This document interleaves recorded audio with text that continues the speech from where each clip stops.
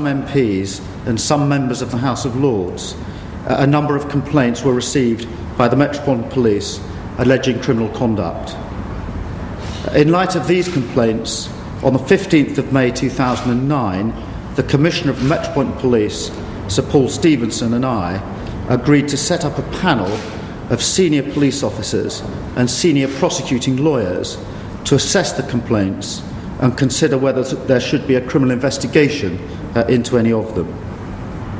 A careful and detailed police investigation followed in a small number of cases, and by December 2009, the police had passed the files in 6 cases to the Crown Prosecution Service to determine whether or not charges should be brought.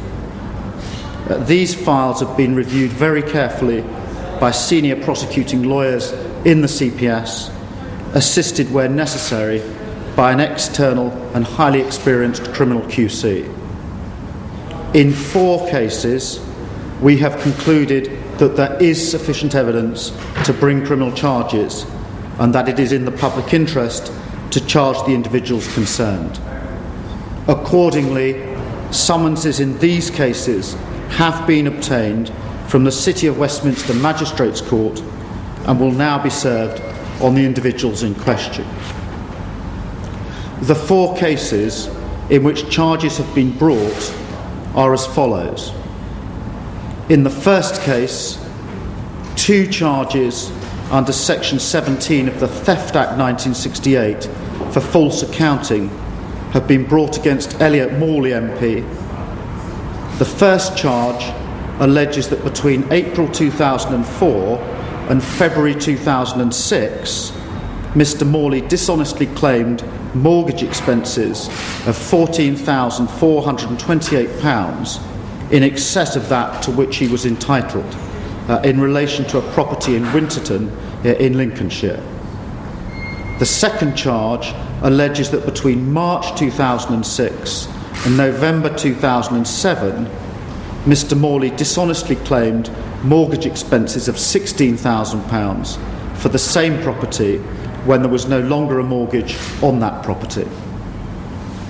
In the second case, 3 charges under Section 17 of the Theft Act 1968 for false accounting have been brought against David Chater MP.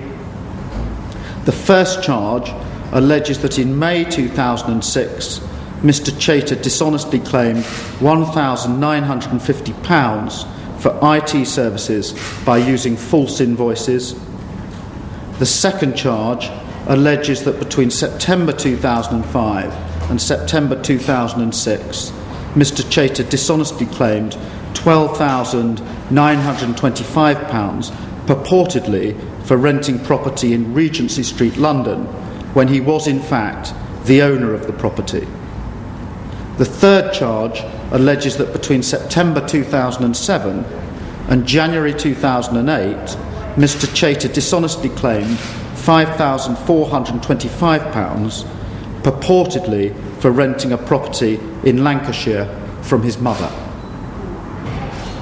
In the third case, 2 charges under Section 17 of the Theft Act 1968 for false accounting have been brought against Jim Devine MP.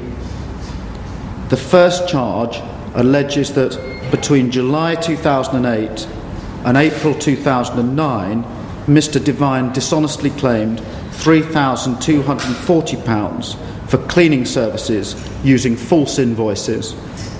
The second charge alleges that in March 2009, Mr. Devine dishonestly claimed £5,505 for stationery using false invoices.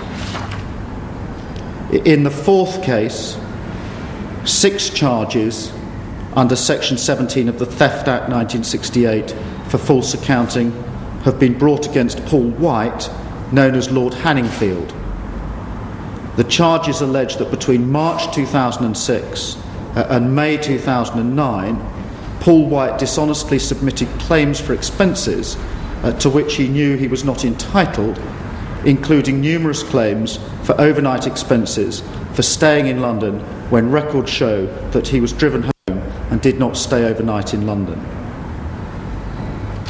In the fifth case, after careful scrutiny of all the evidence gathered in the investigation, we have concluded that there is insufficient evidence to provide a realistic prospect of a conviction. In view of the considerable public interest in the cases currently under consideration, I have decided to identify Lord Clerk of Hampstead as the individual in question in this case. Since criminal proceedings are now active in respect of the 4 individuals charged, it would not be appropriate for me to comment further on Lord Clerk's case at this stage. The 6th case is still under consideration and the criminal investigation is ongoing. Lawyers representing those who have been charged have raised with us the question of parliamentary privilege. We have considered that question and concluded that the applicability and extent of any parliamentary privilege claimed should be tested in court. Can I remind all concerned that 4 individuals now stand charged of criminal offences and they each have a right to a fair trial. It is extremely important that nothing should be reported which could prejudice any of these trials. Thank you.